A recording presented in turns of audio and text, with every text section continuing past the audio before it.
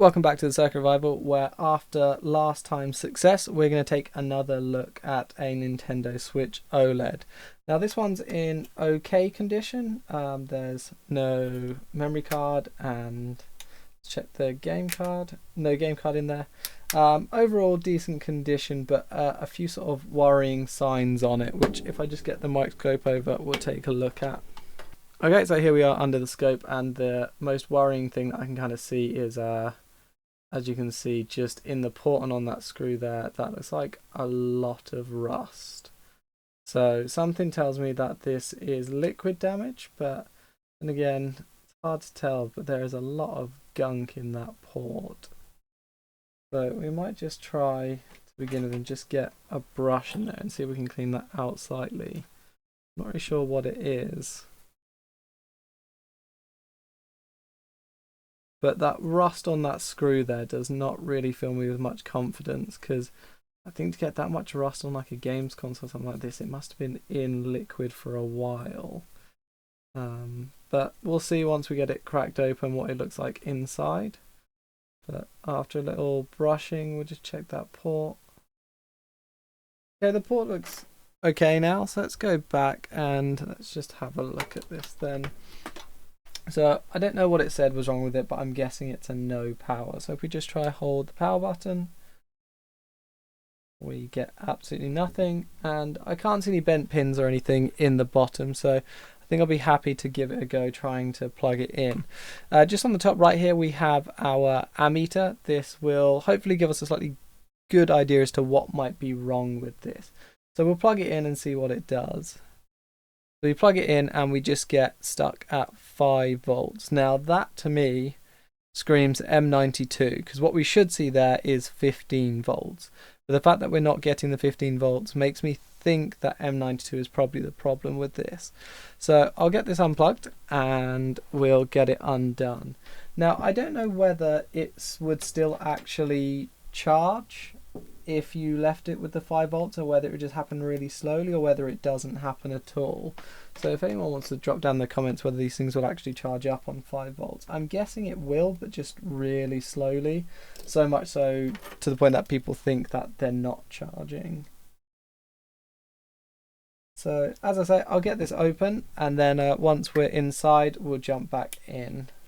Okay, so I've just got the back off, and I'm just looking inside here, and I'm feeling even less confident about this port now, because I think I can actually see rust on the inside. So we'll keep getting this open and have a look at what the water indicator looks like, but this looks like it definitely got hit by some water. Okay, so I've just finished getting the back off, and here is the port itself. Look at that rust. I don't know quite how the indicator here, so this little spotty thing here is the water damage indicator, which will turn fully pink if it sees water. I don't understand how we have this much rust on the port if this did not get hit. So we'll continue to get the board out and we'll see. Well, I suppose as we're here, because that's BQ, yeah, we'll get this board all the way out and then we'll check around the board afterwards, because there might be more on the other side there.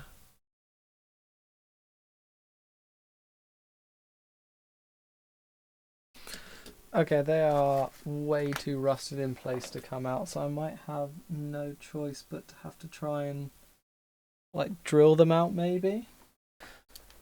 Okay, to start off with, I'm going to try and see whether we can sort of like scratch off some of this rust. Try and hopefully get it so that it separates from the metal beneath.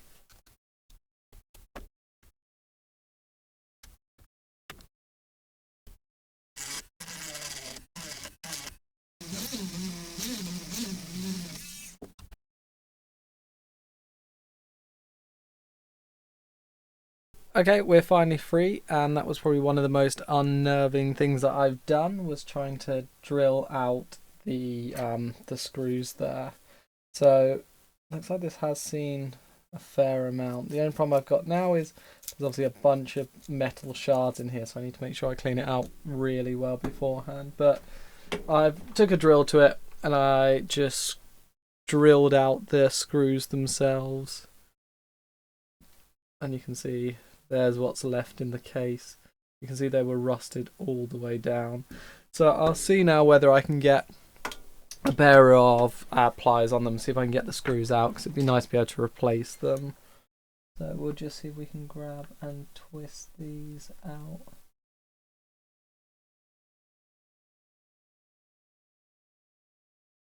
Okay, so I've tried to get those out with the pliers here, and they're clearly just going nowhere. So I think what I'll end up having to try and do is see if I can just cut them off at the end so that they sit flat, and then it will sort of hold itself in enough, because I don't think I'll be able to get these in a decent enough state where I could get the board back over them without damaging it. I might be able to, so I might be able to leave them there, and at least they'll create some kind of support from like the upright side of things. But I just don't really trust all of the sort of corrosion that's on them, because I feel like that's just going to continue to sort of grow and expand. It'd be nice to have it all gone. Okay, well, we'll put the chassis off to the side for now, and we'll come up with a plan for that in a little bit. Okay, so what I'll start off with is just come in with some isopropyl alcohol, and I'm just going to kind of give this whole area a big clean, because that corrosion is sort of everywhere, and then on top of that there's a load of metal shards everywhere now from where I had to drill it off. So I need to make sure all those shards are off the board, because otherwise they're going to cause more damage when we come to power it back on. Okay, now I won't do what I did last time and forget to take the covers off, so we'll take those off, although that looks disgusting inside. Now I don't think this was just water, because it's sort of a bit sticky, the kind of corrosion that's all over it. So I feel like maybe someone spilt like a fizzy drink or something on it. It's coming off quite nicely though.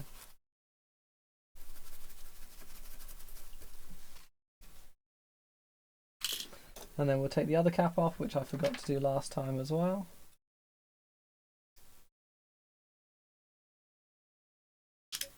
And yeah, that port has got lots of sticky stuff all over it. Now, I'll replace the port either way, because there's no way I'm kind of sending it back out like this. But we'll just kind of give it a bit of a clean up. Now, as I said, I suspect M92 to be the problem, as we weren't negotiating the 15 volts. So what we'll do is we'll get our scope back over, and we'll take a look around M92. So we're just on the scope here, and you can see M92 there, which is the power management IC, I believe. So what we can do is get our multimeter into continuity mode, which is the mode that beeps when we have a complete circuit, just like so. So if I touch the two probes, we get a beep. So what this will allow us to do is check for shorts around M92. So I'll take one probe and stick it on ground, and for that I'll use just the port itself, which you can see even there now how disgusting that is. And then on the other side, and you can see, yeah, so you can see how gross that port is and how much it's sort of like started to eat away at some of the copper here. So I'll put one probe on the port there, and then we'll just test these caps. So expect to hear a beep on one side but not the other.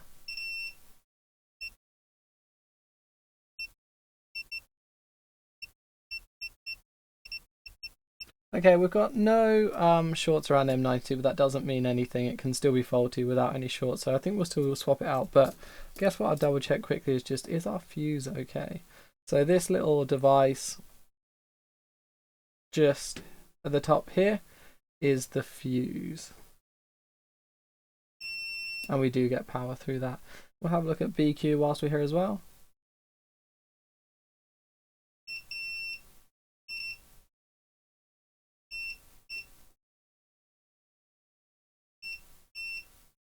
Okay, so there's no shorts there, so we'll start just by removing the port and then M92.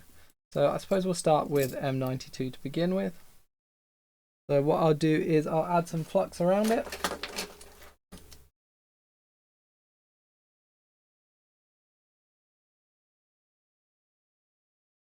Then we'll get our replacement. Okay, so I've got a new chip here, and I've got the old one here, and I've got my hot air station ready. So we'll start by taking this old one off, and then we'll get a new one on. So I'm just going to reduce my airflow down a bit just so I don't blow it off the board. And we'll come in with some heat, we'll lift this off, and then we'll get our new one on.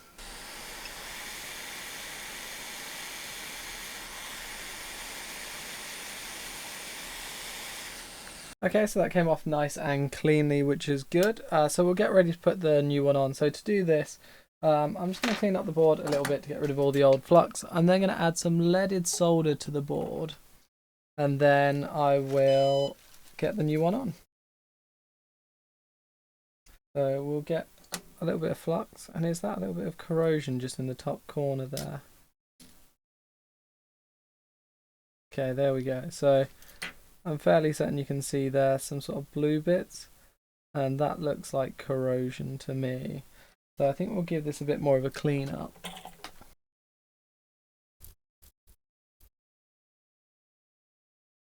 There we go, that looks much better.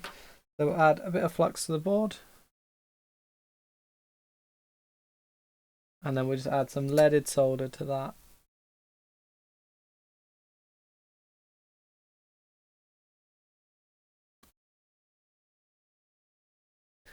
Perfect, so that should now lower the melting point of the solder, so when we come to add the new one it should go on a bit easier. What I'm going to do though is I'm just going to remove a little bit of the solder from the centre there, because I think that's just a bit more than I need.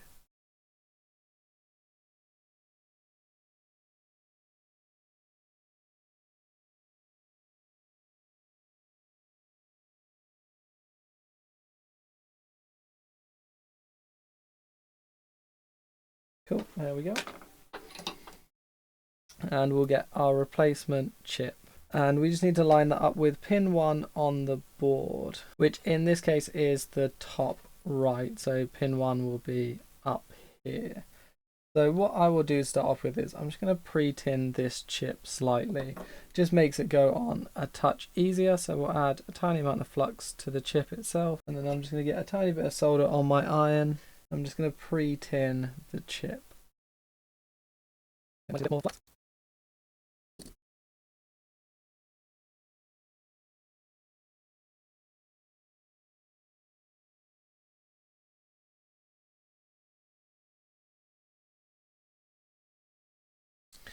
So we'll come back in with the hot air, we'll place it down, and then we'll flow it into place.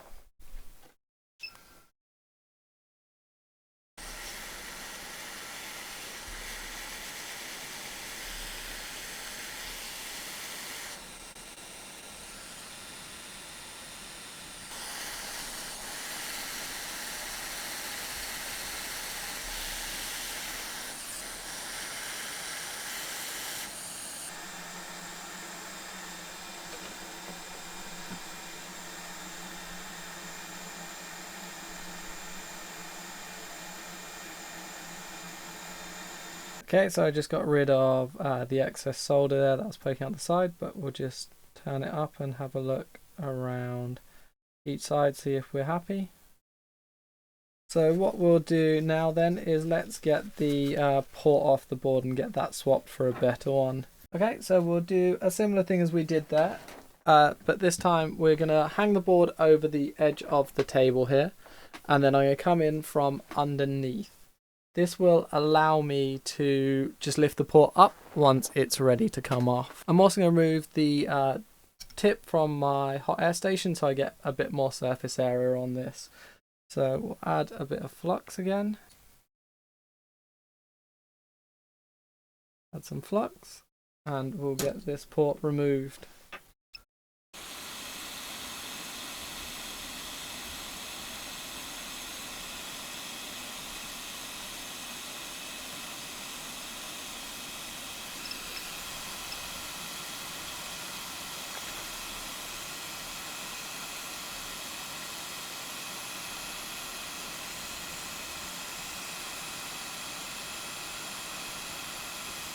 So I'm hoping we didn't tear any pads there, because whatever that was in the port had got underneath it, and you can kind of see there how tacky it is. So it actually got under the port and had sort of like welded it down into place. So the solder had melted, but the actual stuff was sort of gluing itself to the board. So we'll need to try and make sure we get this fully clear. So otherwise it's just going to continue to try and do the same thing afterwards. But looking at it, looks like we were all good with the pads. We don't look like we've torn anything, which is good. But yeah, I'm going to go with Coca-Cola or something for what was spilt on this. Because the fact it's sort of sticky and brown. Coca-Cola is the only thing that sort of matches that. But look how much cleaner that looks already. So next thing we'll do is we'll come back in with some more flux and we'll just add some leaded solder to these points.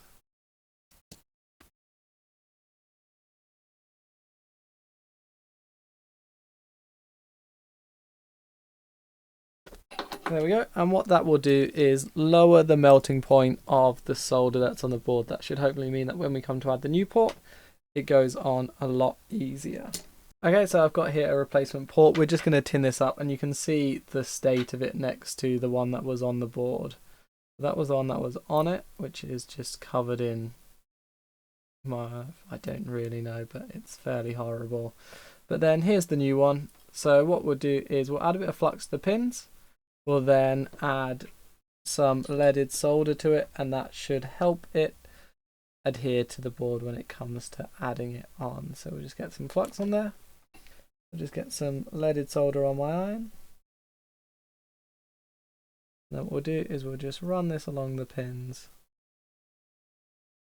And they're now nicely tinned, ready to go on.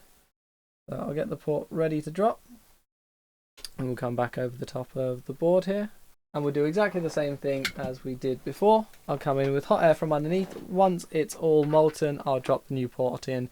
And we'll see that happen because these sort of points here, here and here will drop in and it'll all look a bit shiny.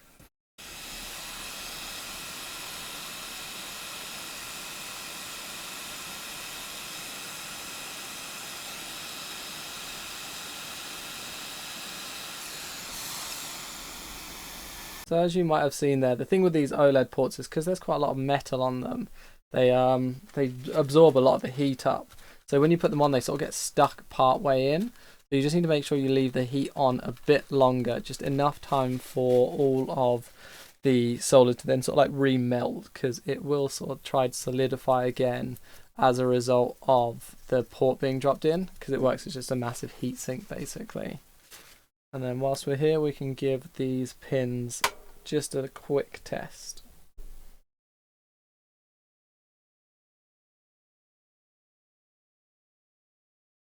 So we'll just come in and give each of these pins just a little nudge just to make sure that they are solid.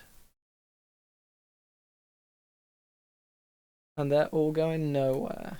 So before we test anything else out, all I want to do is just have a quick look around the board, because we had corrosion around M92. There's no guarantee we're not going to have it elsewhere on the board. So I just want to make sure we're all cleaned up and that there is no other corrosion before we move on. Okay, so looked around the board there. I can't see anything else that stands out to me as dirty, messy or anything. So I suppose we'll get this back in the chassis and give it a test. Okay, so I think we're together enough to test. So what I'll do is I'll re-plug the battery in. And then what we can do is get our cable. And then what we're hoping to see is 15 volts and some amps. I think, unfortunately, I've lent. Oh, that's a real shame. So, whereas obviously drilling and stuff. Oh no, that's okay. It was just a mess on the screen. I thought I'd punctured the screen slightly. I can't tell if there's scratches on it. It looks like I might have scratched up the screen a bit trying to get it done. There's obviously some little shards on my desk as I was doing this. That's a real shame actually. That screen is quite scratched up now. I don't know if you can see in the light there. There you go.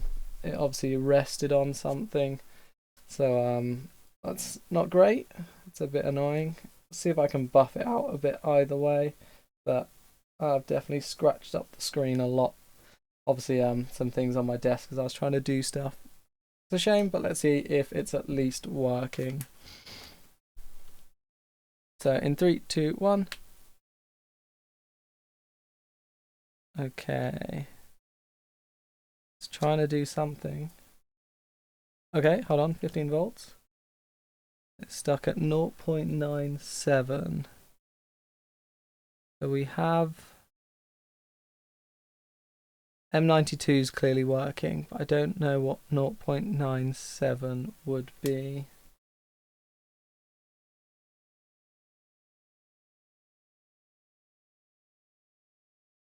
Doesn't seem ideal.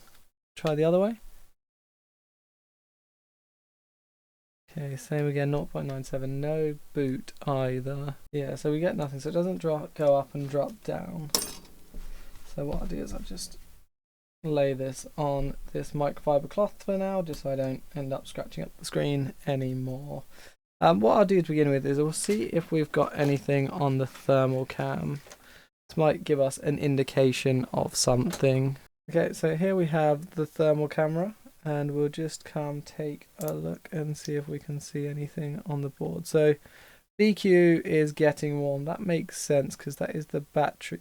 Okay, hold on, it's just jumped up to 0.4. Is this another case where I've jumped the gun and it just had a really dead battery? So it's gone up to 0.4, so I wonder whether the screen is damaged, because we've got nothing on the screen here.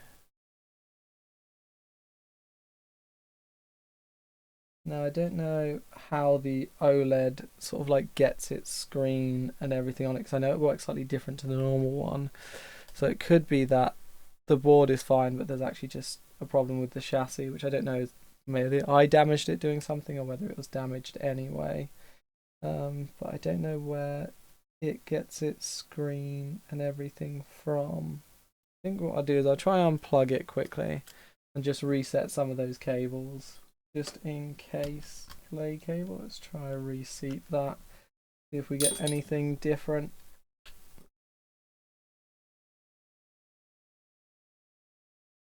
Something different, but I wouldn't say good different. Now just stuck at 0.026. Oh, is that because I forgot to plug the battery in? Okay, try that again. It's weird, it takes a bit of time for it to come up, and then... Okay, it's trying.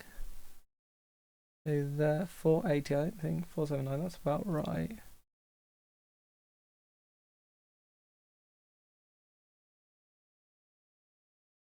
Still nothing on the screen though. Now I know the OLEDs don't particularly have a backlight per se, so can't quite work this out. Okay, what we'll do then is we'll plug it in without the board, without anything attached, and just see if we get anything on this.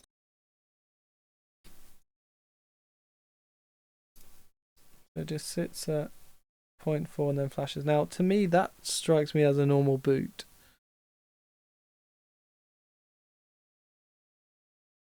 And we have nothing particularly warm on the board. Flip this over. No, so to me I feel like maybe just the screen is gone. No, it is acting normal. So I think maybe the chassis is bad. Now there's every chance when I was drilling, poking and attacking it I did some damage to it. There's every chance it got damaged when it got flooded with whatever it got flooded with. So let's just pull the scope round to the chassis here and see if we can see anything that stands out. So there's the two screws, they're still a bit dirty as you can see. What I'm looking for, I suppose, is trying to see if there is just like a bunch of metal shards or something in this that's grounding out there. There's still some bits of metal in here. So what I'll do is I'll just get some canned air, I'll just blow into it.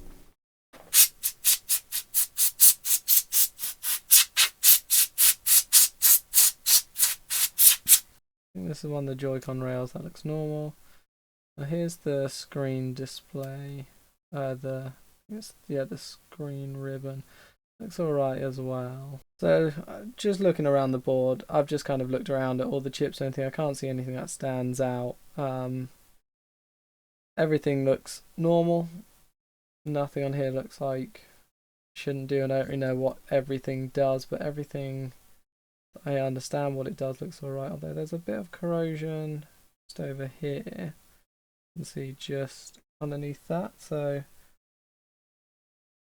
this is behind the NAND though, I believe, which probably isn't good, but it looks like it is booting normally.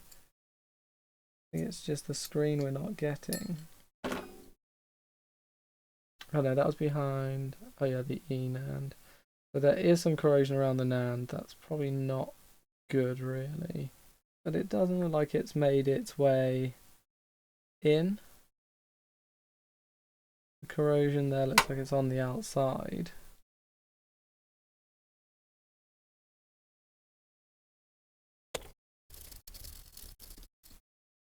And everything else looks normal really, so I think we just have to try plug it all back in again, see if we get anything different. If not, I think we have to call this one a no fix, because something's telling me it's the chassis, so I might just need to wait until I get another chassis. If I get another one, I'll be able to test it. I can move the board in. If the board still doesn't work, then at least we know it's an issue with the board. But for now, I don't think we're going to get this one working. Okay, so we'll just give this one last test then. We get straight to 4.4 amps.